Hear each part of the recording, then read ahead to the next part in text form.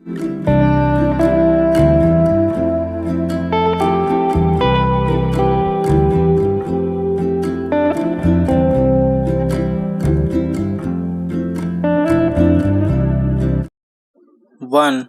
2, 3 start.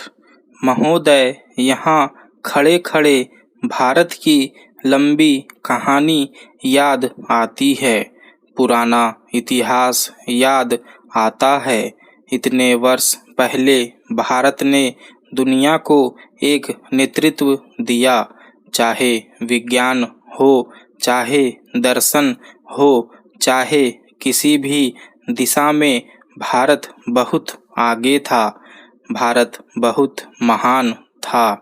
आज ये सब बातें हमारे सामने है और हमारी और आपकी जिम्मेदारी है कि हम कोई ऐसा काम न करें कि इस लंबे इतिहास पर, इस शानदार कहानी पर किसी तरह का धब्बा पड़े। आज सबसे ज़्यादा याद आती है हमारे राष्ट्रपिता की, महात्मा गांधी की। आपको मालूम है कि जवाहरलाल नेहरू ने उनको एक बार जादूगर कहा था और जवाहरलाल नेहरू विज्ञान को मानते थे, नई दुनिया को मानते थे। तब भी वह महसूस करते थे कि गांधी जी के संदेश में कितना बल है और हमारे समय के लिए वह संदेश, रास्ता आज भी कितना उपयोगी है। वह संदेश क्या था? 3 छोटे से शब्द: अहिंसा, सत्य और स्वदेशी। मैं चाहती हूँ कि इसको हम आज का भी संदेश माने। अहिंसा का अर्थ क्या? शांति, एक दूसरे से मिलजुल कर रहना, एक दूसरे की विचारधारा को आदर देना, बाहर के देश जो दूसरी विचारधारा के भी हैं उनका भी आदर करना, उनसे भी मित्रता करना, अपने विधान के अनुसार रहना। ये सब बातें इसी छोटे से शब्द में आ जाती है। दूसरा सत्य कि हम जीवन कैसे साफ रखें। हम हर एक काम इस रीति से करें कि देश को उसका लाभ हो। हमारे जीवन में झूठ न आए, दंभ न आए, कोई ऐसी बात न हो जिससे भारत माता को धब्बा लगे। सत्य में एक बात और है, सत्य में निडरता भी सम्मिलित है।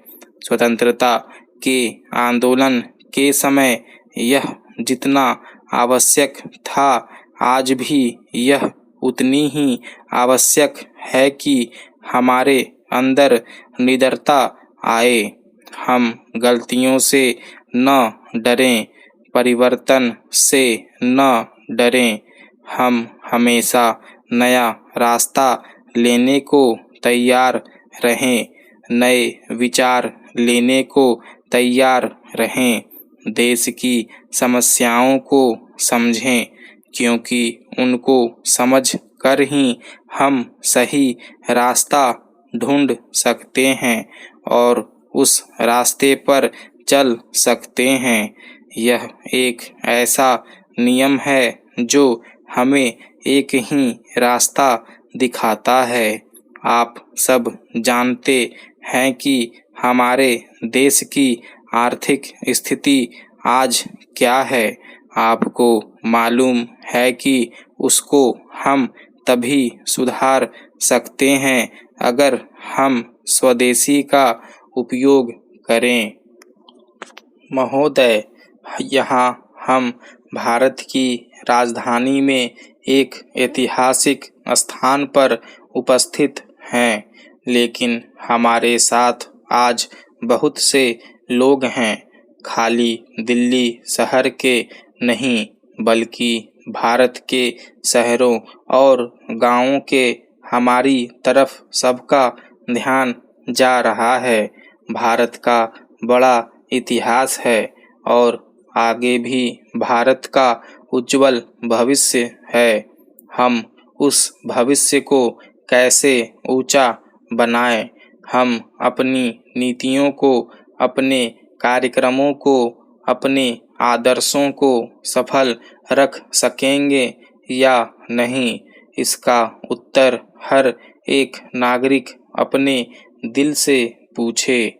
अगर उसका दिल कहे तो है कि वह एक काम कर सकता है तो निश्चित ही हम कर सकते हैं। लेकिन अगर उसके दिल में शक है, शंका है, तो यह काम हमारे लिए कठिन हो जाएगा। इसलिए मेरी आज आपसे प्रार्थना है कि इस शुभ दिन पर, इस शुभ अवसर पर हम यह दृढ़ निश्चय करें कि इन सभी चीज़ों का हम सामना एकता से, अपनी पूरी शक्ति से करेंगे और जिस रास्ते पर हमको भारत को लाना है, देश की सुरक्षा दूसरे देशों से, बाहर की शक्तियों से, अंदर की कमजोरियों से जो करनी है, उसका हम जोरों से सामना करें। यह कोई सरल काम नहीं है और न हम कभी समझते थे कि यह सरल काम है। हमारी जो कमियां हैं वह हो सकता है कि कुछ गलतियों से हुई हो सकता है काम और तेजी से हो सके और अच्छा हो सके, लेकिन साथ साथ हमको यह भी मानना है कि हमारी बहुत सी जो कठिनाइयां हैं वह हमारी कामयाबी के कारण है। हम आगे बढ़े ही इसलिए हैं। अगर हम रुके रहते, खड़े रहते तो शायद ये कठिनाइयां नहीं बढ़ती। लेकिन दोनों रास्तों को देखकर, आंखें खोलकर हमने यह आगे बढ़ने का रास्ता चुना। हमने कठिनाइयों का रास्ता चुना। आज हम एक प्रण लेंगे कि हमारी स्वतंत्रता के जो सिपाही थे और जो इस नई लड़ाई में हैं, वे सब सिपाही हैं। और तब हमारे अंदर जो एक दीवानापन था, उस दीवानेपन को आज फिर हम अपने अंदर लाएं। आज वह क्रांति पैदा करें जो हमें बैठने न दे, जो सदा हमारे कान, दिल और मन में कहे कि उठ चलो, भारत माता इंतजार कर रही है, भारत माता तुम्हारी मांग कर रही है। इस क्रांति की आज आवश्यकता है और यह भावना हमारे अंदर है। केवल इसे व्यवहारिक रूप देना है। स्टॉप।